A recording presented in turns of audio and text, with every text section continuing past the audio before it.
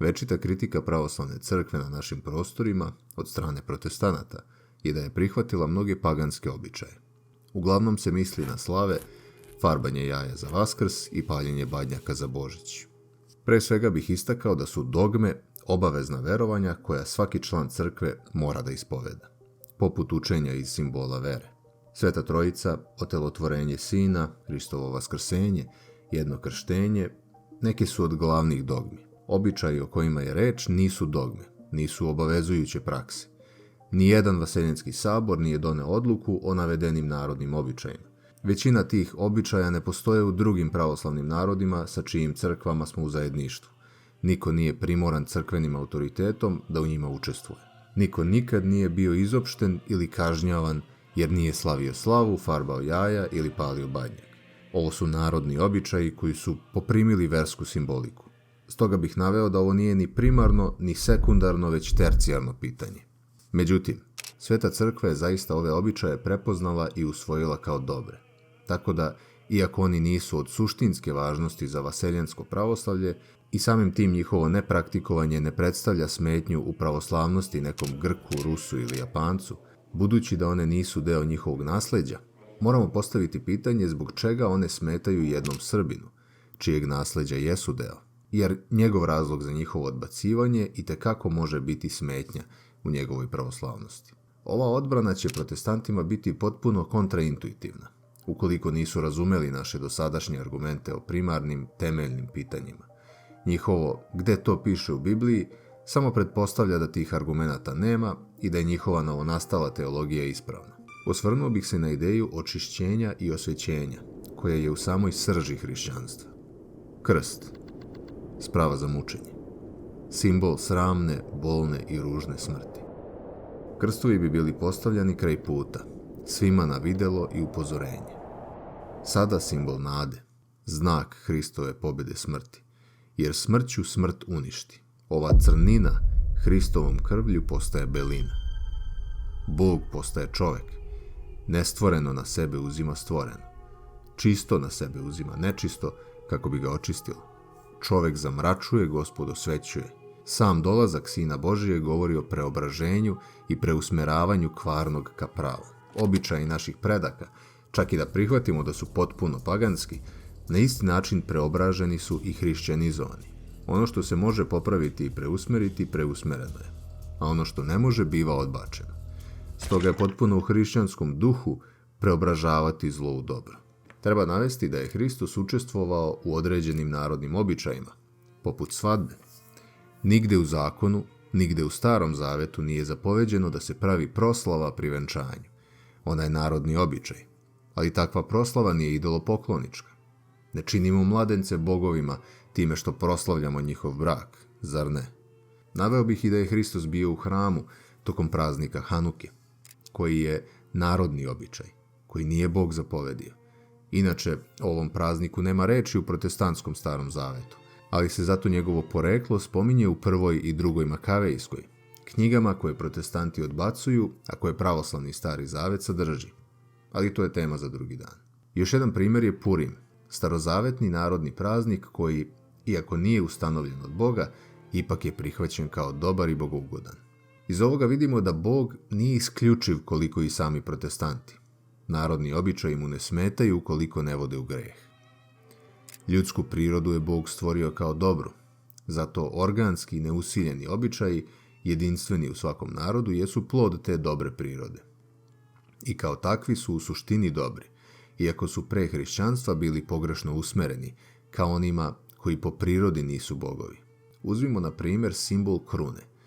Kruna je simbol kojim je bogotvorena ljudska priroda intuitivno iskazala dostojanstvo cara. To što su carevi pre Hrista nosili krune, ne znači da mi Hrista ne možemo slikati sa istom i ne kvari valjanost onoga što razgovetno iskazujemo slikajući ga na taj način. Čak i ako su ovi običaji nastali iz paganskih, to uopšte nije ni bitno. Ukoliko ovi ili običaji bilo kog drugog hrišćanskog naroda imaju duboki hrišćanski smisao. Ukoliko to što su neki neznabošci mogli imati obred koji je u formi sličan slavi, na neki način kvari njen hrišćanski smisao, onda i paganske priče o velikom potopu kvare hrišćanski smisao te priče u Bibliji, ili formalna sličnost starozavetnog bogosluženja sa ostalim bogosluženjima drevnog Bliskog istoka nekako kvari njenu pravoslavnost. Poenta je šta se obredom iskazuje, dokle god se valjano iskazuje. Smisao slave jeste produženje liturgije. Na svetoj liturgiji, prema rečima "Ovo činite u moj spomen", oprisutnjen je Hristos, koji kaže: "A gde sam ja, tu će biti i sluga moj." Zbog toga, ispovedajući delatno vaskrsloga i gazeći smrt, prostor, vreme i zaborav, mi proslavljamo Hrista i sa njim njegovog slugu, svetitelja toga dana, koga je proslavio davši mu, kao što je obećao, slavu koju je imao kod Oca pre svih vekova. Na liturgiju nosimo hleb, simbol Hrista koji kaže "Ja sam hleb života", koji po osvećenju nosimo kući da bismo tamo liturgiju nastavili kao agape, večeru ljubavi, koju su održavali i rani hrišćani. Kao obeležja slave tu su i žito, u spomen na Hristove reči: "Ako seme ne umre, jedno ostaje. Ako umre i bude pogrebeno, mnogo roda rodi." Vino, simbol Hristove krvi, i sveća, simbol Hrista koji kaže "Ja sam svetlost svetu." Kao i ikona, a o pravoslavnosti ikona već je prethodno na ovom kanalu bilo reči. Tokom Pashe ili Vaskršnjeg posta, vernici se uzdržavaju od mesa, mleka i jaja. Ali kako bi njihove kokoške nastavile da ležu, jaja bi se čuvala i najviše jela po svršetku posta, odnosno na Vaskrs. Samo jaje sa lomljenjem ljuske služi kao simbol vaskrsenja i novog života. Groba, to jest smrti koju Hristos uništava svojim vaskrsenjem, dok je crvena boja znak Hristove krvi.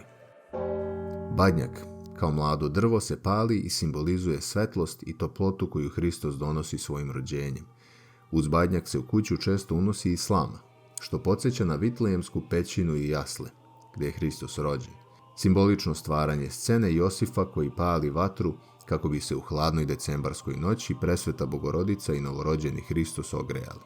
Ali neko može reći: "Ali ova simbolika nije osvešćena kod mnogih koji običaje praktikuju." Sa tim bismo se i mi složili. Kao i svaki pastir i episkop crkve, nijedan od njih ne bi radio na tome da narod dublje gura u neznanje, već cela crkva radi na tome da ovu simboliku osvesti.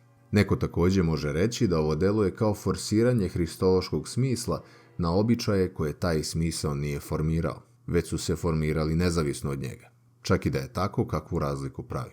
Srpski narod je oduvek imao veoma izražen porodični i plemenski identitet. Iz te sklonosti organski rodila se potreba za nekakvim entitetima, zaštitnicima porodica, plemena i mesta. Kada su Srbi primili hrišćanstvo, važnost porodice i plemena nije nestala, kao ni njihova potreba za zaštitnikom. Samo su, kao hrišćani, Srbi zaželeli da im zaštitnici budu svetitelji i anđeli. Iz te želje i potrebe formirao se potpuno hrišćanski obred slave, koja je u svojoj suštini agap, produžetak liturgije. Slava nije bila predstojeći paganski običaj. Jedan od prigovora mogao bi biti da je sama potreba za zaštitnikom pogrešna. Ali zašto bi bila, kad je čak i izraelski narod imao svog zaštitnika, arhangela Mihajla? Pored toga što mogu štititi jedan narod, anđeli sasvim jasno štite pojedinačne ljude, pa zašto ne bi mogli i porodice? Jedna od kritika je optužba za idolopoklonstvo. Idolopoklonstvo je stavljanje bilo koga ili čega iznad ili umjesto Boga. Kako su ovi običaji usmereni ka slavljenju Boga, ne mogu biti idolopoklonički. Na primjer, slave proslavljaju Božije svece, ljude koji su sveti onoliko koliko su proslavili Božije ime svojim životima i smrtima. Suština paganskih običaja su paganska božanstva. U našim narodnim običajima nema paganskih božanstava, niti ih iko spominje, niti o njima iko išta zna. Bog gleda srce i nameru iza naših postupaka. Nema smisla da se, na primjer, tokom slave, proslavljanja Boga i Božjih svetih, zapravo zbog sličnosti spoljašnje forme nekom paganskom običaju, time zapravo prinosi slava demonima.